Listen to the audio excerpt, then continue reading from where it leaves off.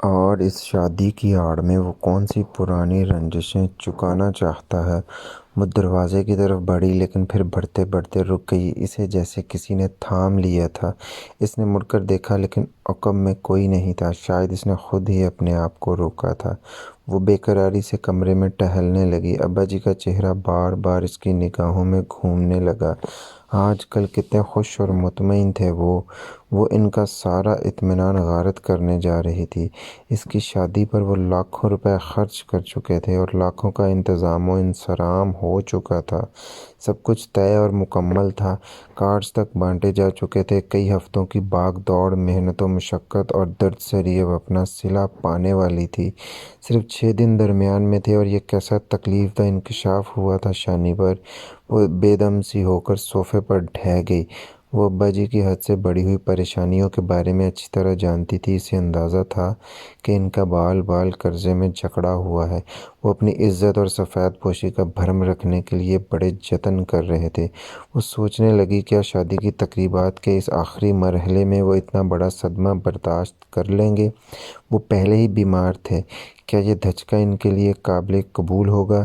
تو پھر وہ کیا کرے؟ کیا سب کچھ جانتے بوجھتے خاموش رہ جائے، اپنے آپ کی قربانی دے دے؟ فوراً ہی ایک دوسرا سوال اس کے ذہن میں اٹھا۔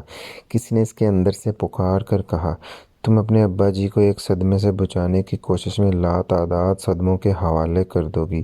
جب شادی کے بعد تمہاری ازدواجی زندگی تباہ ہوگی، تمہیں دھکے دے کر سسرال سے نکالا جائے گا یا ذلیل و خوار کر کے رکھا جائے گا، تو پھر ابا جی صدموں سے دوچار نہیں ہوں گے؟ بہتر ہے کہ یہ کڑوا گھونٹ ابھی بھر لو، ابھی کچھ زیادہ نہیں بگڑا۔ ہمت کرو، سب کچھ اپنے بڑوں کے گوش گزار کر دو۔ وہ ماہی بیاب کی طرح تڑپتی رہی اور کمرے میں گھومتی رہی۔ سہیلیاں بار بار آئیں تاکہ اسے شامیانے میں لے جا کر سہاگ کے گیت گا سکیں اور اس کے کانوں میں نرم گرم سرگوشیاں کر سکیں، لیکن اس نے طبیعت کا بہانہ بنا کر ہر بار انہیں منع کر دیا۔ رات کو وہ بہت تھوڑی دیر کے لیے سو سکی۔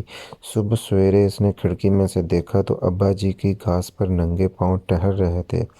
شانی کی آنکھیں بھر آئیں۔ اس نے ارادہ کیا کہ دروازہ کھول کر نکلے اور بھاگ کر ابا جی کے گلے سے لگ جائے، پھر اسی طرح گلے سے لگے لگے سب کچھ انہیں بتا دے۔ غالباً وہ اسی ارادے سے باہر بھی نکلی تھی، لیکن پھر ایک دم ٹھٹک گئی۔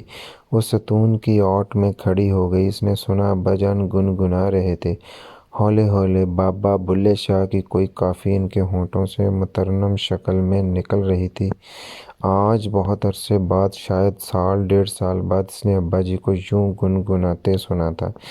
ان کا گنگنانا اس بات کی علامت تھی کہ وہ بہت خوش ہیں۔ وہ اسی وقت گنگنایا کرتے تھے جب خوش ہوتے تھے۔ وہ بچپن سے ان کی آواز سنتی آئی تھی، کبھی ان کی چھاتی پر سر رکھ کر، کبھی ان کے کندھے پر سوار ہو کر، کبھی ان کے ساتھ کھیتوں کی سیر کرتے ہوئے۔ ان کی آواز بڑی میٹھی تھی، اس آواز کے ساتھ خوشی کی ایک لہر سی سفر کرتی تھی اور شانی کے دل میں اترا کرتی تھی۔ ایک دم ہی شانی کے سارے ارادے ریت کی دیواروں کی طرح دھڑام سے گر گئے۔ اسی دوران میں ابا جی نے اسے دیکھ لیا۔ اور شانی وہاں کیا کر رہی ہو؟ وہ اونچی آواز میں بولے۔ بس آپ کو دیکھ کر باہر نکل آئی۔ اب نکل آئی ہو تو ادھر آؤ، گھاس پر ننگے پاؤں چل کر دیکھو، مزہ آ جائے گا، وہ بولے۔ شانی باہر صحن میں آ گئی اور شبنم آلود گھاس پر ننگے پاؤں ابا جی کے ساتھ چلنے لگی۔ انہوں نے چلتے چلتے اپنا ایک بازو شانی کے کندھوں پر رکھا اور اسے اپنے ساتھ لگا لیا۔ اسی طرح چہل قدمی کرتے ہوئے وہ بولے، آج رات میں دیر تک تیرے بارے میں سوچتا رہا۔ سویرے عادل کی حالت عجیب ہو رہی تھی، پتہ نہیں کیوں ایسا لگ رہا تھا کہ جو دعا بھی مانگوں گا ضرور پوری ہوگی۔ میں نے یہیں گھاس پر نماز پڑھی اور پھر تیرے لیے بڑی لمبی دعا مانگی۔ دعا مانگ کر میرے دل کو عجیب سی تسلی ہو گئی ہے۔ مجھے لگ رہا ہے کہ ہم نے تیرے لیے جو فیصلہ کیا ہے وہ بڑی برکت والا ہے۔ تو بہت خوش رہے گی شانی، دیکھنا تجھے پتہ ہی نہیں چلے گا کہ تو ہم سے جدا ہوئی ہے۔ یہ کیسے ہو سکتا ہے ابا جی؟ وہ گہری اداسی سے بولی اور کچھ اور بھی باپ کی بغل میں گھس گئی۔ دیکھ لینا، ایسا ہی ہوگا۔ فاخر بڑا اچھا لڑکا ہے، میرے دل کی گواہی ہے کہ بہت جلد تم دونوں کے مزاج مل جائیں گے۔ ایسی اپنائیت ہوگی تم دونوں میں کہ دیکھنے والے دیکھتے رہ جائیں گے۔ شاید چودھری اور شاید کچھ اور بھی کہتے، لیکن یہ محسوس کر کے کہ بیٹی شرما رہی ہے اور ان کے بازو کے نیچے سمٹ رہی ہے تو انہوں نے موضوع بدل دیا۔ پتہ ہے میں یہاں ننگے پاؤں گھومتے ہوئے کیا گنگنا رہا تھا؟ کیا؟ اس نے ہولے سے پوچھا۔ یہ کافی ہے، اس میں کہا گیا ہے کہ غم اور خوشی تو ایک دوسرے کے ساتھ ہیں۔ جہاں غم ہوگا وہاں خوشی بھی ضرور آئے گی۔ شرط صرف یہ ہے کہ بندہ برے وقت میں صبر سے اچھے وقت کا انتظار کرے۔ باپ کو خوش اور مطمئن دیکھ کر شانی کے ہونٹوں کو تالا سا لگ گیا۔ وہ جو کچھ کہنے آئی تھی وہ اس کے سینے میں ایک آگ کی طرح تھا، لیکن اب گھٹ کر چنگاری کی طرح رہ گیا۔ دوپہر سے ذرا پہلے سکینہ آدھمکی وہ زبردستی اس کے کمرے میں گھس آئی اور پلنگ پر اس سے باقاعدہ کشتی کرنے لگی، ساتھ ساتھ وہ اسے گدگداتی بھی جا رہی تھی۔ ایسی کم تیسی تیری طبیعت کی، ابھی طبیعت خراب ہونے کے دن کہاں ہیں؟ ابھی تو طبیعت اچھی ہونے کے دن ہے۔ شانی نے اسے بہتیرا ہٹانے کی کوشش کی، مگر وہ کہاں ٹلنے والی تھی۔ جب تک شانی کے دودھیا چہرے پر تھوڑی سی ہنسی نہیں آئی اس نے اسے چھوڑا نہیں۔ دھینگا مشتی کے بعد دونوں ہانپ گئیں اور پھر ایک دوسرے کے سامنے بیٹھ کر سنجیدگی سے دیکھنے لگیں۔ ہاں بتا، کیوں طبیعت کی خرابی کا رولا ڈال رہی ہے؟ اصل بات کیا ہے؟ غیر متوقع طور پر ایک دم شانی کی آنکھوں میں آنسو امڑے۔ سکینہ حیران رہ گئی، وہ سمجھ گئی کہ بات واقعی اہم ہے۔ اس نے اصرار کے ساتھ شانی سے پوچھا اور شانی نے تھوڑے سے تذبذب کے بعد سب کچھ سکینہ کے گوش گزار کر دیا۔ دونوں سہیلیاں بہت دیر تک گمسم بیٹھی رہیں۔ تقریباً 3 سال پرانے واقعے کی تفصیلات کسی فلم کے مناظر کی طرح ان کی آنکھوں کے سامنے تھیں۔ کافی دیر بعد سکینہ نے شانی کے بکھرے بکھرے بالوں کو اس کے کانوں کے پیچھے اڑسا اور کھوئی کھوئی آواز میں بولی، شانی یہ سب ایک اتفاق بھی تو ہو سکتا ہے۔ نہیں سکینہ، یہ تو خود کو دھوکہ دینے والی بات ہے۔ کچھ دیر گہری خاموشی طاری رہی، تب سکینہ نے گہری سانس لے کر کہا، چلو مان لیا کہ یہ ایک اتفاق نہیں ہے، تو بھی اب پیچھے ہٹنے والی بات تو سمجھ میں نہیں آتی۔ یہ تو بڑی بدنامی والا معاملہ ہو جائے گا، لوگ طرح طرح کی باتیں بنائیں گے، اور پھر سب سے بڑھ کر چاچی چودھری ارشاد کا خیال آتا ہے۔ ان کے دل پر کیا گزرے گی شانی؟ وہ لوگوں کو کیا جواب دیں گے کہ بالکل کنارے پر پہنچ کر سب کچھ کیوں ختم ہو گیا ہے؟ یہی سوچ سوچ کر تو اپنے اندر مر رہی ہوں۔ ابا جی پہلے ہی بال بال قرضے میں جکڑے ہوئے ہیں، میری خوشی کے لیے پتہ نہیں انہوں نے کیا کیا جتن کیے ہیں۔ اب بیٹی کا بار سر سے اتارنے کا وقت آیا ہے تو سب کچھ چوپٹ ہو رہا ہے۔ دونوں تادیر سر جوڑ کر بیٹھی رہیں اور اپنی عقل سمجھ کے مطابق اس معاملے کے مختلف پہلوؤں پر غور کرتی رہیں۔ ان کی سوچ میں سنجیدگی تھی اور اصرار و صبر کا وہی آفاقی جذبہ تھا جو قدرت نے بنت ہوا کے اندر روز اول سے محفوظ رکھا ہے۔ دھیرے دھیرے شانی ایک نتیجے پر پہنچ رہی تھی۔ سکینہ نے اس کی ہمت بندھاتے ہوئے کہا، میرا دل کہتا ہے شانی سب ٹھیک ہو جائے گا، وہ تیری منموہنی صورت دیکھے گا تو ساری پچھلی باتیں بھول جائے گا۔ دیکھ لینا، تیرا پیار اسے پیچھے مڑ کر دیکھنے ہی نہیں دے گا۔ اگر وہ کوئی سخت بات کہے بھی تو تم خاموشی سے سن لینا، بلکہ اس سے معافی مانگ لینا۔ اپنے شوہر کی عزت کرنے سے عورت کی عزت گھٹتی نہیں بڑھتی ہے۔ لیکن سکینہ، اگر پھر بھی مجھے یقین ہے شانی تیری محبت اسے سب کچھ بھلا دے گی۔ 4-5 دنوں میں وہ تیرے پاؤں دھوتا نظر نہ آئے تو میرا نام بدل دینا۔ رات کو بھی شانی دیر تک سوچتی رہی۔ سکینہ نے جو کچھ کہا وہ گویا اس کے اپنے دل کی آواز تھی۔ سب سے اہم بات یہ تھی کہ جو واقعہ ہوا اس میں کس کی عداوت یا کدورت کو دخل نہیں تھا، وہ ایک اتفاقی حادثہ تھا۔ شانی کی جگہ کوئی لڑکی بھی ہوتی تو وہ اس واقعے میں اس طرح کا رد عمل ظاہر کرتی۔ شانی کا دل بھی یہی کہہ رہا تھا کہ اس کا ہونے والا مجازی خدا اس معمولی واقعے کو بنیاد بنا کر اس کی اور اپنی زندگی میں مستقل زہر نہیں گھولے گا۔ بہرحال ان سارے مثبت خیالات کے باوجود وہ ابھی تک کسی حتمی فیصلے تک نہیں پہنچ پائی تھی۔ رات کو وہی ہوا جو اکثر ہوا کرتا تھا۔ وہ بستر پر لیٹی اور اس نے سونے کے لیے اپنا سر تکیے پر رکھا تو اس کی نظریں خود بخود سامنے دیوار پر جم گئیں۔ وہاں اس کی ماں کی تصویر تھی، ہلکی نیلی قمیض جس کے گلے پر خوبصورت کڑھائی تھی، سر پر لیس دار دوپٹہ، چہرے پر نیکی اور آنکھوں میں ممتا کا سمندر۔ وہ تصویر کی طرف دیکھتی رہی، اس کی آنکھوں میں نیند کا خمار تھا۔ دھیرے دھیرے جیسے تصویر میں زندگی کی لہر دوڑتی چلی گئی، پھر وہ مکمل طور پر زندہ ہو گئی، جیتی جاگتی اپنی لاڈلی کی طرف محبت سے دیکھتی ہوئی۔ اکثر ایسا ہوا کرتا تھا، ماں جیتی جاگتی حالت میں اس کے سامنے آ جاتی تھی۔ وہ کچھ بولتی نہیں تھی، لیکن شانی اس کی آنکھوں سے اپنے ہر سوال کا جواب پڑھ لیتی تھی۔ کبھی کبھی تو اسے یوں لگتا تھا کہ ماں اس سے بہت دور ہونے کے باوجود اس کے پاس ہے، اس کی رہنمائی کرتی ہے، جیسے اپنی زندگی میں کیا کرتی تھی۔ آج بھی وہ کچھ کہہ رہی تھی، اپنی لاڈلی کے درد کو محسوس کر کے اس کی دلجوئی کر رہی تھی۔ شانی نے غور سے ماں کی آنکھوں میں دیکھا، یہ آنکھیں جیسے کہہ رہی تھیں، تم جو کچھ سوچ رہی ہو وہ ٹھیک ہے، تم آگے قدم بڑھاؤ، عورت تو نام ہی قربانی کا ہے۔ اور پھر وہ دن بھی آ گیا جب دولہا راجا کی بارات کو نارپور سے رنگ والی میں پہنچنا تھا۔ بارات میں 2 شاندار فلائنگ کوچز تھیں، 20 کے قریب کاریں تھیں، 5-6 لینڈ کروزر اور پجارو جیپس اس کے علاوہ تھیں۔ دولہا نے نارپور سے رنگ والی کے مضافات تک کا سفر تو لینڈ کروزر میں کیا تھا، لیکن گاؤں میں داخل ہوتے ہی اسے ایک شاندار سفید بگی میں سوار ہونا تھا۔ یہ بگی ایک روز پہلے ہی مقررہ مقام تک پہنچ چکی تھی۔ 4 گھوڑوں والی زبردست بگی میں سوار ہو کر جب دولہا اپنی بارات کے ساتھ گاؤں کی طرف روانہ ہوا تو یہ منظر دیکھنے سے تعلق رکھتا تھا۔ بینڈ باجوں کے شور میں کان پڑی آواز سنائی نہیں دیتی تھی۔ یہ دوپہر کا وقت تھا، لیکن پھر بھی بے تحاشا آتش بازی ہو رہی تھی اور بموں کے فلک شگاف دھماکے تھے۔ دولہا کے یار دوست بے دریغ ہوائی فائرنگ کر رہے تھے۔ یوں لگتا تھا کہ وہ دلہن کو بیاہنے نہیں بلکہ اٹھانے آئے ہیں۔ شروع میں ہی ایک بدمزگی ہو گئی۔ مقامی رواج کے مطابق گاؤں کے داخلی راستے پر کچھ عورتوں اور لڑکیوں نے ہجڑوں کے ساتھ مل کر بارات کو روکا اور ان سے ہنسی مذاق کیا۔ یہ ایک عام سی رسم تھی اور اس میں دولہا اور اس کے دوستوں سے چھیڑ چھاڑ کی جاتی تھی اور ان کے راستے میں روڑے اٹکائے جاتے تھے۔ بارات کے بزرگوں میں سے کچھ لوگ پیار محبت سے کہہ کر یا کچھ روپے دے دلا کر باراتیوں کا راستہ صاف کرتے ہیں، لیکن نارپور سے آنے والے باراتیوں کی اس رسم میں شاید اپنی توہین نظر آئی۔ کچھ باراتی عورتوں سے جھگڑ پڑے اور انہیں دھکیل کر راستے سے ہٹانے کی کوشش کی۔ دوسری طرف سے قدرے سخت جواب ملا تو وہ باقاعدہ ناراض ہو گئے۔ نوبت تلخ کلامی تک پہنچ گئی۔ اس سے پہلے کہ معاملہ مزید بگڑ جاتا، چودھری ارشاد کے چھوٹے بھائی رئیس احمد کو خبر ہوئی اور وہ 2-3 بزرگوں کو لے کر بھاگم بھاگ موقع پر پہنچا اور مشتعل باراتیوں کو بمشکل ٹھنڈا کر کے معاملہ رفع دفع کیا۔ باراتیوں کو ٹھہرانے کے لیے حویلی کے علاوہ 2 دیگر مکانوں کا انتخاب کیا گیا تھا۔ یہ دونوں مکانات رنگ والی کے سرکردہ زمینداروں کے تھے اور انہیں رہائش کے لیے بالکل ٹھیک ٹھاک کر دیا گیا تھا۔ ایک مکان تو حویلی کے بالکل ساتھ ہی واقع تھا، لیکن دوسرا تھوڑے فاصلے پر تھا۔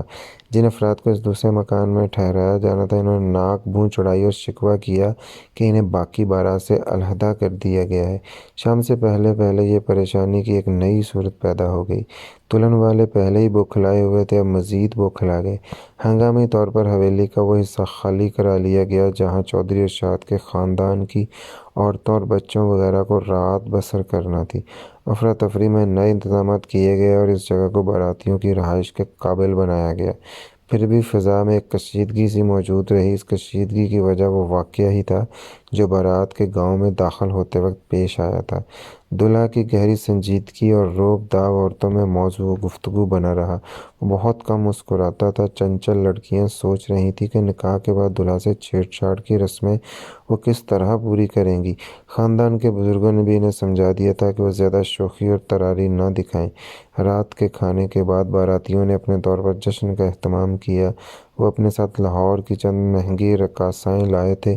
رات گئے تک ناچ گانا ہوا، بڑھکیں ماری گئیں اور عمارت کے زبردست مظاہرے کے طور پر رقاصاؤں پر لاکھوں کرنسی نوٹ نچھاور کیے گئے۔ یہ ہلا گلا ضرورت سے کچھ زیادہ تھا اور گاؤں کے سنجیدہ لوگوں کو پسند نہیں آیا۔ غیر معمولی شور شرابے کی وجہ سے رات گئے تک گاؤں کے اکثر مکین سو نہیں سکے، یہاں تک کہ جب گاؤں کی مسجد سے تہجد کی اذان بلند ہوئی تو اس وقت پہ رقص و سرور کی محفل میں کسی طرح کا وقفہ نہیں کیا گیا۔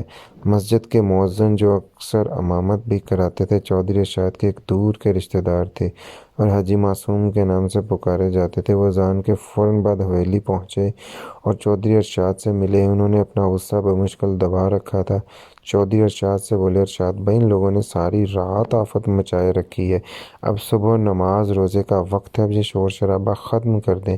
جی تو چودھری ارشاد کا بھی یہی چاہ رہا تھا کہ وہ منچلوں کی اس ٹولی کے پاس جائیں اور ان سے کہیں کہ وہ اپنا شغل میلہ ختم کر کے کچھ دیر آرام کر لیں، لیکن وہ ضبط کیے ہوئے تھے۔ وہ اگلے 10-12 گھنٹوں میں کوئی بھی ایسی بات کرنا نہیں چاہتے تھے جس سے بدمزگی میں اضافہ ہو۔ اس کا نتیجہ بعد میں شانی کو بھگتنا پڑے۔ اس نے حاجی معصوم کو بڑے تحمل سے سمجھا بجھا کر واپس بھیج دیا۔ 30-40 افراد کی جس ٹولی نے رات بھر ہنگامہ مچائے رکھا تھا وہ تو صبح نہ دم نہ ڈال ہو کر سوئی رہی۔ تاہم باراتیوں کا ایک دوسرا گروہ جس میں دولہا صاحب بھی شامل تھے صبح سویرے شکار کو نکل گیا۔ شانی کے چچا رئیس احمد، ان کے 2 ملازم بھی ساتھ تھے۔ دوپہر سے ذرا پہلے یہ اطلاع چودھری ارشاد تک پہنچی کہ شکاری گروپ ذخیرے میں مچھلی کا شکار کر رہا ہے اور اس کے لیے بم استعمال کر رہا ہے۔ ذخیرے سے مراد پانی کا وہ ذخیرہ تھا جو رنگ والی کے نوح میں واقع تھا اور جسے چودھری ارشاد نے بڑی چاہت سے ایک وسیع مچھلی فارم کی شکل دے رکھی تھی۔ یہاں وہ لوگ صرف جال یا کنڈی سے مچھلی پکڑتے تھے، بم استعمال کرنے کا انہوں نے کبھی سوچا بھی نہیں تھا۔ ویسے بھی بم کے ذریعے مچھلی کو ہلاک کر کے پکڑنا ایک ناپسندیدہ طریقہ سمجھا جاتا ہے۔ اس اطلاع پر چودھری ارشاد اور اس کے دیگر عزیزوں کو بہت دکھ ہوا۔ بہرحال چودھری ارشاد نے آج ہونٹ سی رکھنے کا فیصلہ کیا ہوا تھا۔ کل شروعات میں ہی جو بدمزگی پیدا ہو گئی تھی وہ اسے کسی طور بڑھاوا دینا نہیں چاہتا تھا۔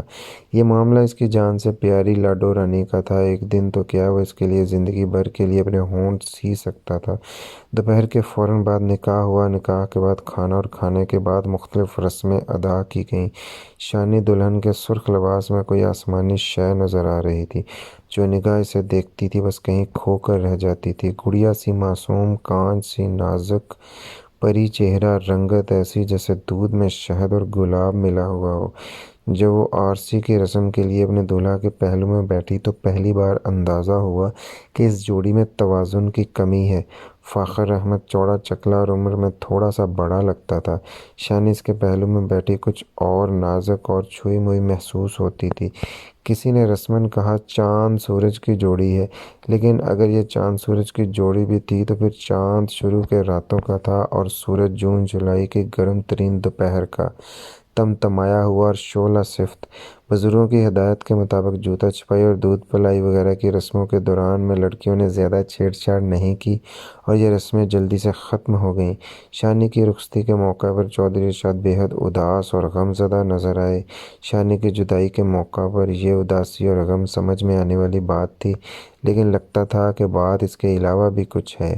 رخصتی کی رسموں کے دوران میں ایک دو بار شانی کی نگاہ والد کے چہرے پر پڑی اور اس کا دل جیسے کٹ کر رہ گیا۔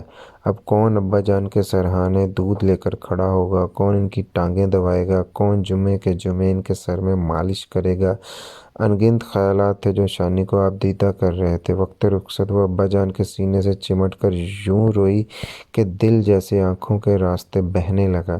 اس کا دل چاہتا تھا کہ وہ ایک ایک سہیلی بلکہ گاؤں کی ہر عورت کے گلے رکھ کر روئے، لیکن جو اسے جیون کے بندھن سے باندھ کر اپنے ساتھ لے جا رہے تھے ان کے پاس زیادہ وقت نہیں تھا۔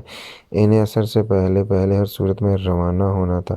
دولہا اور اس کے رفقا بے چینی سے پہلو بدل رہے تھے۔ انہیں وداع کی ہر رسم بیکار اور طویل محسوس ہو رہی تھی۔ پھر وہ روتی سسکتی اپنوں سے جدا ہو گئی۔ سسرال کی ایک لہیم شہیم عورت نے اسے تقریباً کھینچ کر بگی کے قریب پہنچا دیا۔ بگی پر سوار ہونے کے بعد اس نے مڑ کر ایک نظر اپنے گاؤں پر ڈالی۔ سارا منظر رو رہا تھا۔ لگتا تھا ہر جاندار و بے جان شے اشک بار ہے۔ وہ گلیاں جن میں وہ کھیلی کودی تھی، وہ درخت جن میں جھولے ڈالے تھے، وہ باغیچے جن سے پھول چنے تھے، وہ سب اسے بھیگی آنکھوں کے ساتھ الوداع کہہ رہے تھے۔ وہ انجانے لوگوں اور انجانی گلی کوچوں کے سپرد ہو رہی تھی۔ اپنے گاؤں سے رخصت ہوتے وقت شانی کو کچھ ادھورا سا لگ رہا تھا۔ اسے محسوس ہو رہا تھا کہ وہ کوئی اہم بات بھول رہی ہے، کوئی بہت اہم بات۔ اس کے ارد گرد اتنا شور اور ہنگامہ تھا کہ وہ بات اس کے ذہن کی گرفت میں نہیں آئی۔ نارپور میں شانی کا نیا گھر بڑا شاندار تھا۔ گاؤں کے بیچوں بیچ یہ بھی ایک شاندار حویلی تھی۔ یہ حویلی چودھری ارشاد کی حویلی سے تقریباً دوگنا بڑی تھی۔ اس کی آرائش میں بھی بے دریغ روپیہ خرچ کیا گیا تھا۔ کوشش کی گئی تھی کہ حویلی کو کچھ شہری رنگ بھی دیا جائے۔ حویلی کی بناوٹ سے اندازہ ہوتا تھا کہ اسے بنے ہوئے زیادہ دیر نہیں ہوئی۔ اونچے اونچے دروازے، بڑے بڑے فانوس، قالین پوش راہداریاں، دیواروں پر تصویریں، وہ سب کچھ تھا۔